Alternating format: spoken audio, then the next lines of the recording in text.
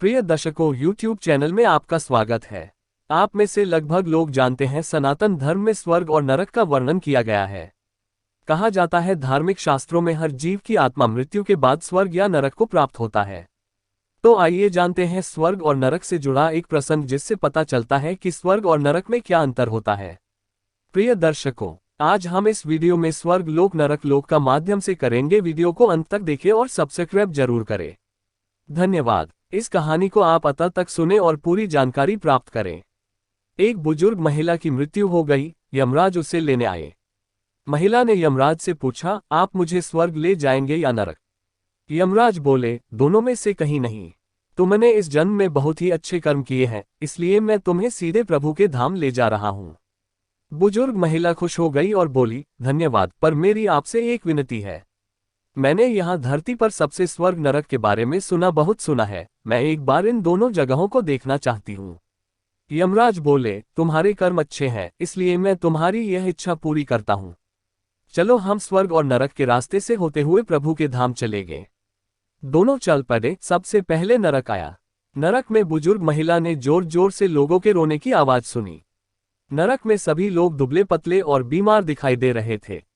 महिला ने एक आदमी से पूछा, यहाँ आप सब लोगों की ऐसी हालत क्यों है? आदमी बोला, तो और कैसी हालत होगी, मरने के बाद जब से यहाँ आए हैं हमने एक दिन भी खाना नहीं खाया। भूख से हमारी आत्माएं तड़प रही हैं। बुजुर्ग महिला की नजर एक विशाल पतीले पर पड़ी, जो कि लोगों के कद से करीब 300 फुट ऊंचा होगा। उस पतीले के ऊपर एक विशाल चम्मच लटका हुआ था। उस पतीले में से बहुत ही शानदार खुशबू आ रही थी। बुजुर्ग महिला ने उस आदमी से पूछा, इस पतीले में क्या है? आदमी मायूस होकर बोला, ये पतीला बहुत ही स्वादिष्ट खीर से हर समय भरा रहता है। बुजुर्ग महिला ने हैरानी से पूछा, इसमें खीर है, तो आप लोग पेट भर के ये खीर खाते क्यों नहीं? भूख से क्यों तड़प रहे हैं? आदमी रो रो कर बोलने लगा, कैसे खाएं? ये पतीला 300 फीट ऊंचा है, हम में से कोई भी उस पतीले तक नहीं पहुंच पाता। बुजुर्ग महिला को उन पर तरस आ गया। सोचने लगी, बेचारे खीर का पतीला होते हुए भी भूख से बेहाल हैं। शायद ईश्वर ने इन्हें यही दंड दिया होगा। यमराज बुजुर्ग महिला से बोले, चलो हमें देर हो रही है। दोनों चल पड़े। कुछ दूर चलने पर स्वर्ग आया। वहां पर बुजुर्ग महिला को सबकी हंसने खिलखिलाने की आवाज सुनाई दी। सब लोग बहुत खुश दिखाई दे रहे थे। उनको खुश देखकर बुजुर्ग महिला भी बहुत खुश हो गई। पर वहां स्वर्ग में भी बुजुर्ग महिला की नजर वैसे ही 300 फुट ऊंचे पतीले पर पड़ी, जैसा नरक में था। उसके ऊपर भी वैसा ही चम्मच लटका हुआ था। बुजुर्ग महिला ने वहां लोगों से पूछा, इस पतीले में क्या है? स्वर्ग के लोग बोले, इसमें बहुत स्वादिष्ट खीर है। बुजुर्ग महिला हैरान हो गई। उनसे बोली, पर यह पतीला तो 300 फीट ऊंचा है। आप लोग तो इस तक पहुंच ही नहीं पाते होंगे।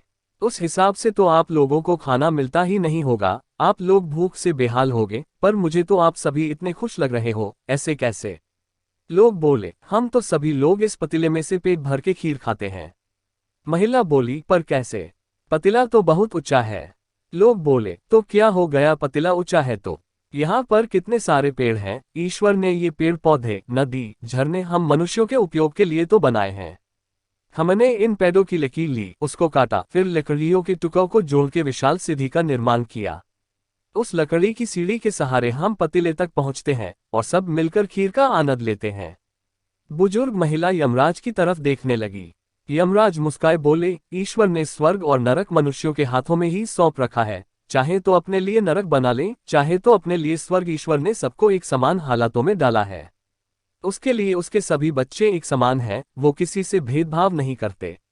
वहां नरक में भी पेड़ पौधे सब थे, पर वो लोग खुद ही आलसी हैं। उन्हें खीर हाथ में चाहिए। वो कोई कर्म नहीं करना चाहते, कोई मेहनत नहीं करना चाहता, इसलिए सब भूख से बेहाल हैं।